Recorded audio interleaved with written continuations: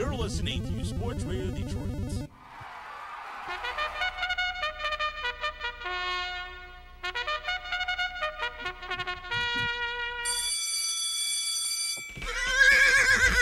Sports Radio Detroit is proud to present the Whip and Neigh podcast here on sportsradiodetroit.com SRD with your show hosts Pete Spivak, Ryan Dickey, and Dana Garuder as the boys break down the road to the Kentucky Derby. And here it is.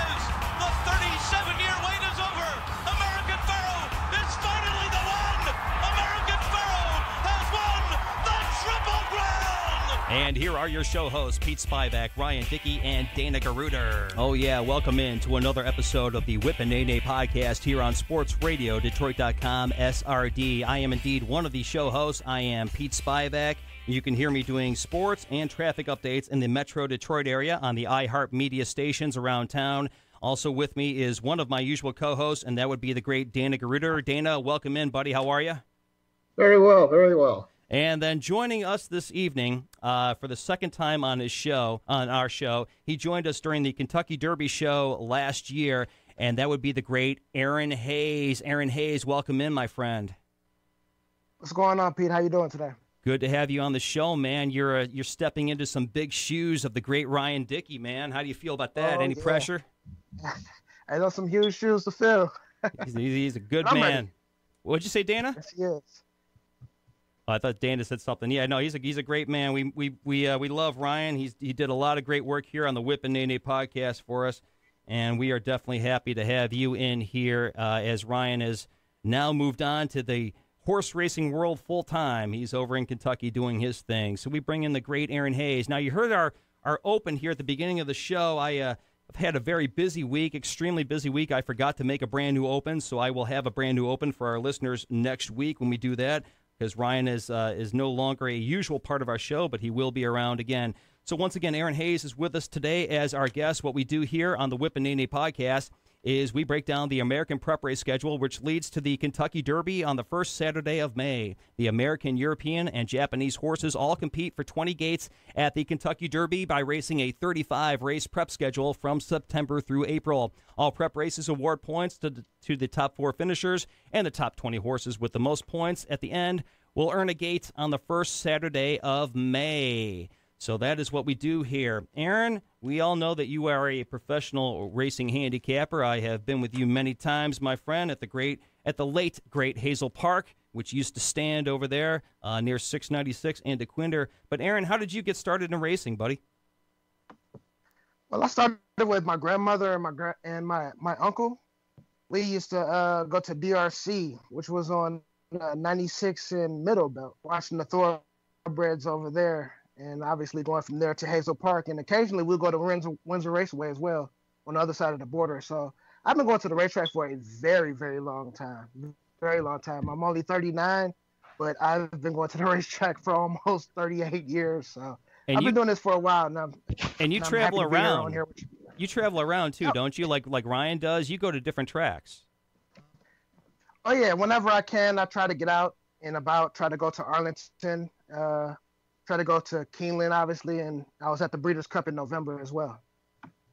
Gotcha. Dana, do you have any questions for Aaron?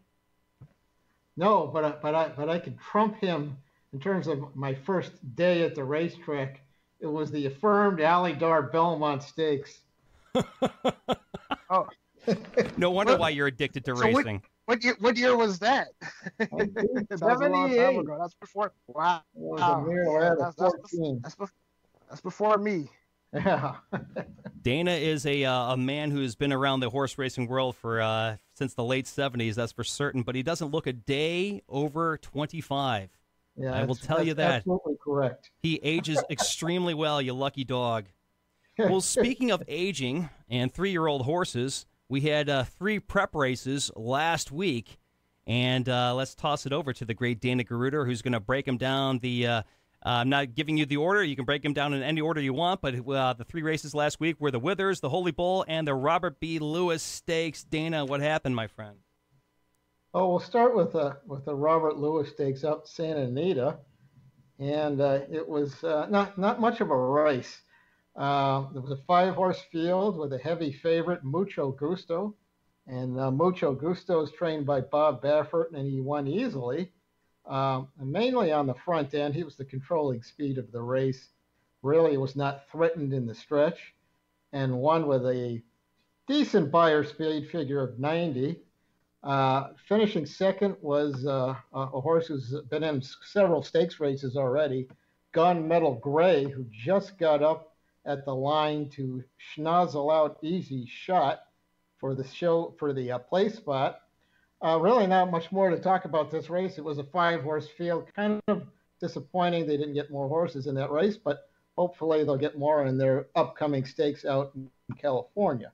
Then we had the race out on Aqueduct, which was the Withers Stakes, and that was a much more entertaining race. It was a 3-horse battle, and I can give myself a semi-pat in the back for this race because they gave out all 3 horses, just not in the correct order.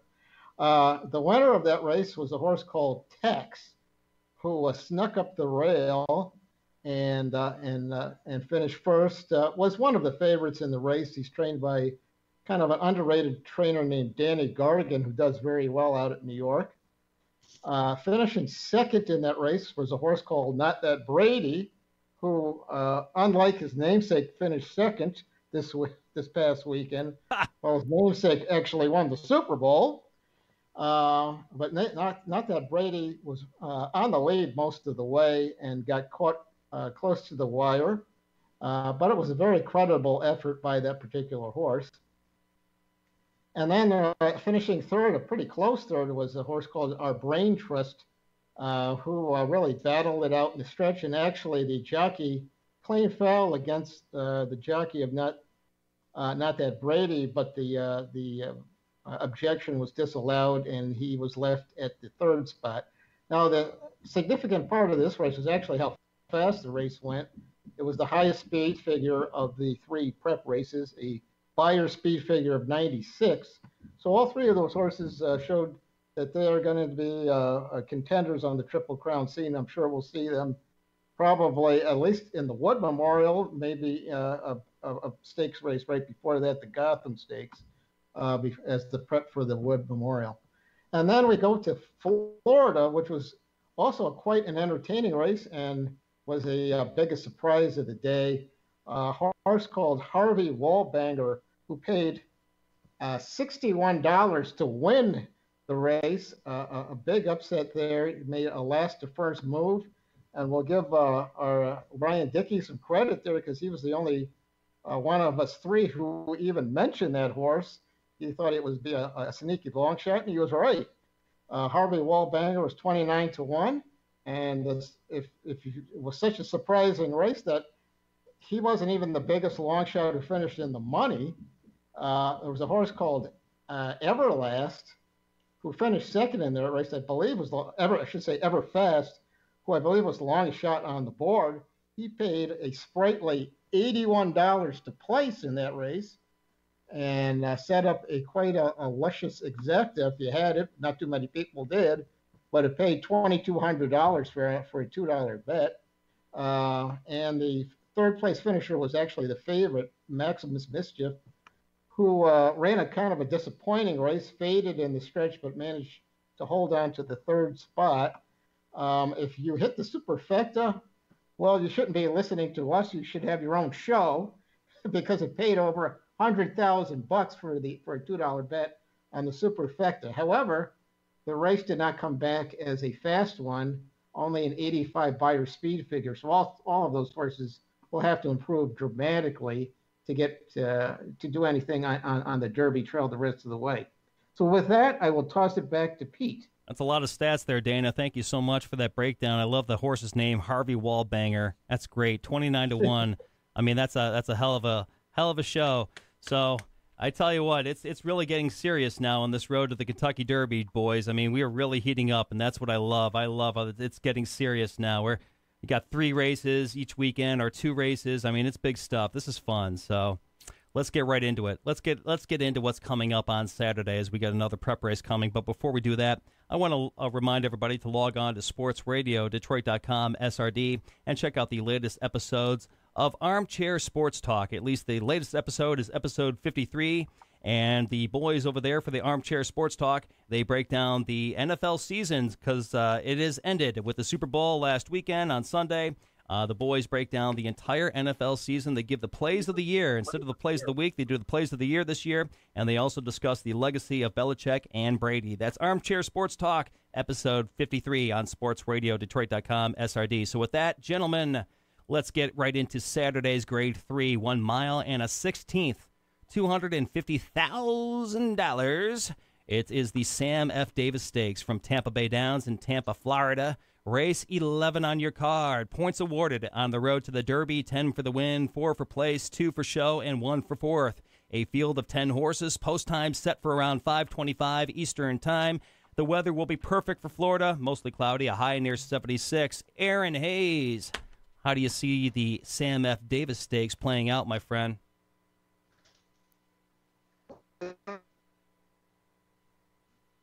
And Mr. Aaron Hayes, are you there?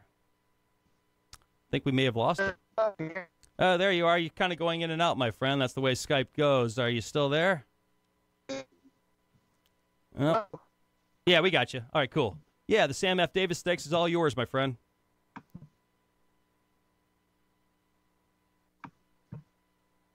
Well, Aaron, we keep losing you, buddy. I don't know what's going on. Keep losing you. It's going in and out. So let's... Hey, Aaron, just hang on real quick there. Maybe we can figure out what's going on. Let's head over to Dana. Dana, why don't you start and then toss it over to Aaron for the breakdown of the Sam F. Davis Stakes. All righty. Well, first of all, I want to point out something in terms of the breeding of a couple of horses in this race. One of the horses towards the outside, the 8 horse, trained by Todd Pletcher, and it's going to be ridden by J.J. Castellano. Mythical Bride, the dam, also bred Vino Rosso, who was on the Derby Trail very recently, and obviously didn't win any of the Triple Crown races, but was a contender. So that horse is well bred. And there's a horse in here that's even has a more accomplished dam in Seeking Gabrielle. The 10 horse Still Dreaming. Dam is Seeking Gabrielle. Seeking Gabrielle was the dam who produced Nyquist, who won the Kentucky Derby. So there's a couple of very well-bred horses in this field. However, I'm not picking either one of those 2 horses to win this race.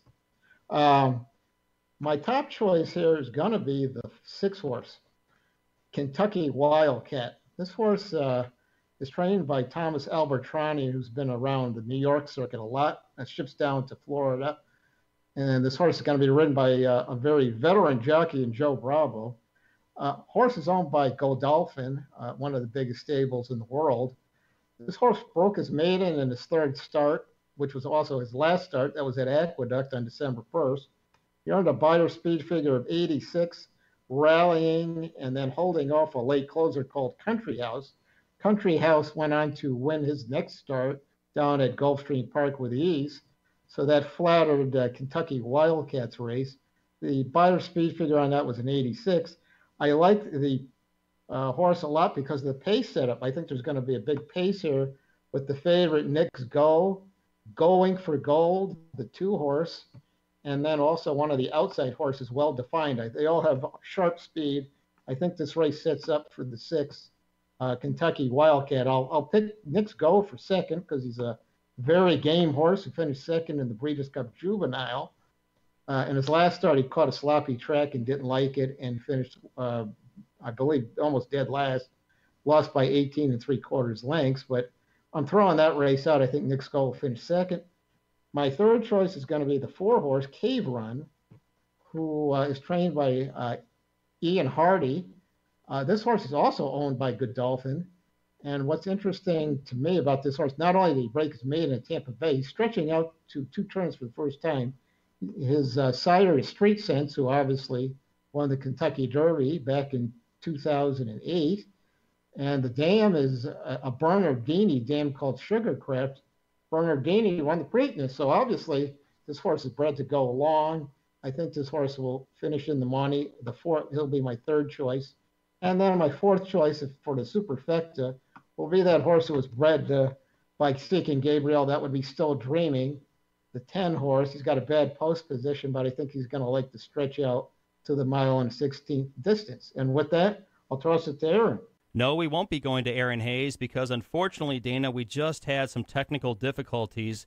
Aaron is not going to be with us for the rest of the show because the Skype that we use for the show, unfortunately, sort of crapped out on him. So Aaron will be back next week to break down the races that we have coming up next week. But I do want to pass along Erin's picks for the Sam F. Davis Stakes coming up on Saturday. He does like the 8 So Alive.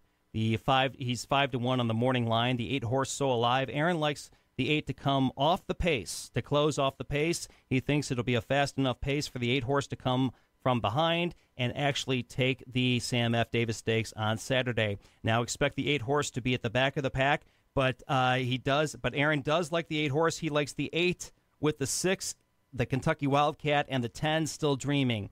So it's 8, 6, 10 for Aaron on the Sam F. Davis Stakes, Saturday's Grade 3 from Tampa Bay Downs. So after hearing what Aaron likes, I want to jump right into my picks now for the Sam F. Davis Stakes.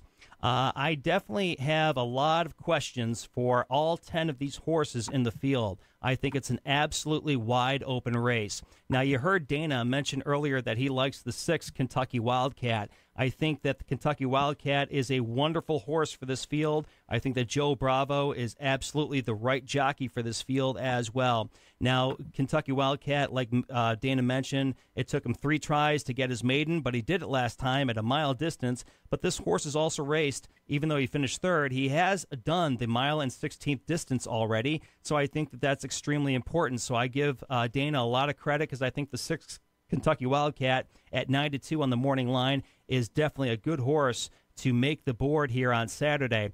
One of the other horses I do like is the 7 5-Star General. Now, the 7 will be on the early pace, but I think that the 5-Star General definitely has enough stamina in his legs to hold on and finish either 3rd or 4th, probably 4th, being one of the early leaders, because I don't think it's going to be a really excitingly fast pace enough to where a horse from the very back of the pack can come in and actually take this thing. I think it's either going to be one of the early leaders to win or possibly one of the stalking horses. I see the race starting out like this. The 2, 3, 7 on the lead, followed by the 4, 6, 9, 10 in the stalking position, and the 1, 5, 8 will be at the back of the pack to start the race. That's how I see it breaking down, or at least how I see the race starting out. As things expand, I think you'll see that Nick's Go will definitely start taking the lead on his own, but that's going to bring along the horse 5-Star General is going to stay with him, which opens up the door for a horse like the 6 Kentucky Wildcat. But also the 4 Cave Run needs to be, you need to definitely take a look at the 4 Cave Run. You need to play him in your exotics. I think that Cave Run, now mind you, Cave Run was a 7-5 beaten favorite last time out. So he's got the skill and he's got the stamina to definitely be a good horse. He's at 6-1 on the morning line for Saturday's Sam F. Davis Stakes. So I like seeing the 3, 4, 6, and 7 being the top 4 horses for the Sam F. Davis Stakes. Not necessarily in that order, but I would like to box them up. But I think that your winner of the Sam F. Davis Stakes might very well be 3 different horses. It's either going to be Nick's Go, Cave Run, or Kentucky Wildcat. I don't see any of the other horses winning this race whatsoever. Nick's Go has the definite class of the field, but I really, again, think that 5-Star General and Kentucky Wildcat will have good stamina. They should be able to compete against each other down the stretch. So that's where I see. I'm going to play with the 3, 4, 6, 7. Dana, do you have anything more you'd like to add? No, we're thinking very similarly on this race because I have it at 6-4 with the 10 finishing 4th. So, we're like-minded, which is either a very good thing or a very bad thing. Well, I hope we're like-minded because I'm not going to tell the folks what you did over last weekend, but if you have the kind of weekend, or if I have the kind of weekend that you had last weekend, then I'm definitely happy that I think just like you, because my heavens, man, you're going to be paying some rent with horse money, so that's definitely some good stuff. Yeah, ladies and gentlemen, let me tell you, I'm not going to get into specifics, but Dana Garuder knows how to handicap. Let me just say that. And he loves Oaklawn. Yes, I love Oaklawn. He loves Oaklawn. Well, Dana, I think, my friend, that'll just about do it. I did talk to the great Aaron Haze. He is going to try and join us next week. He's going to do it. He was on his phone, which is why we had a little bit of technical difficulties today. But I just want to let you know that we will be back next week for another show. But what we have coming up next week is really kind of interesting. We have 2 races / 3 races because it depends if we can get the PPs or at least get the nominations to figure out who's going to race. But anyway, my whole point is on February 16th, next Saturday, we have 2 races that we need to break down. The El Camino Real Derby from Golden Gate Fields and the Risen Star Stakes from the Fairgrounds. But coming up on the 18th, which I believe is a Monday, from the favorite track of Dana Garuder, Oaklawn Park, will be the Southwest Stakes. So we will have to figure out how we're going to try to fit that one into our next show, or we could at least make some guesses as to what we think will happen. But that's what we'll do in our next show, the El Camino Real Derby, the Risen Star Stakes, and possibly the Southwest Stakes. How about that, Dana? Sounds good to me. I hope we get the PPs for the Oaklawn race by then, because I love my Oaklawn. I know you love your Oaklawn. All racing.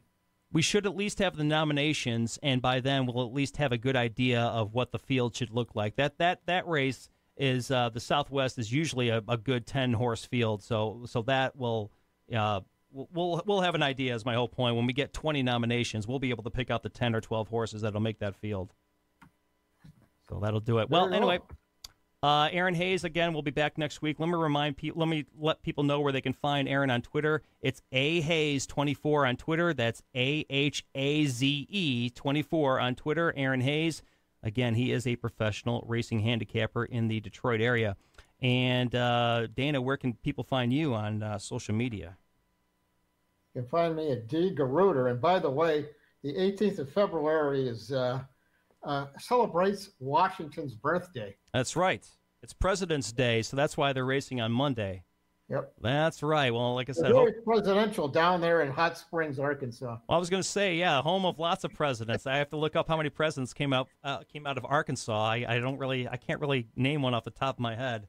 There's a guy from the 90s who yeah, you know that guy. Yeah. Yes. Yeah, you remember?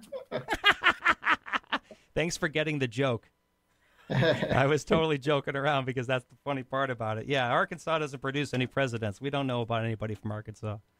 Well, very good. Well, don't forget to tune into other shows and podcasts here on sportsradiodetroit.com, including the Out of Bounds podcast, Parsons and Slow, Fanarchy, The Set Piece, Mitten Sports Talk, Grave Discussions, The Laugh Track, Spinning the Wheels, SRD Ringside, Wings, Pistons, Lions, and Tigers SRD. And don't forget to check back for more of the Whip and Neigh podcast as the Triple Crown season progresses. So thanks very much for listening. Dana has given you his social media. You can find me on Twitter. I am Pete Spivak at Son of USFL Dad. So that'll do it for us. Remember what Stan Laurel says, you can lead a horse to water, but a pencil must be led. Good luck, hail, and farewell. This has been an SRD production.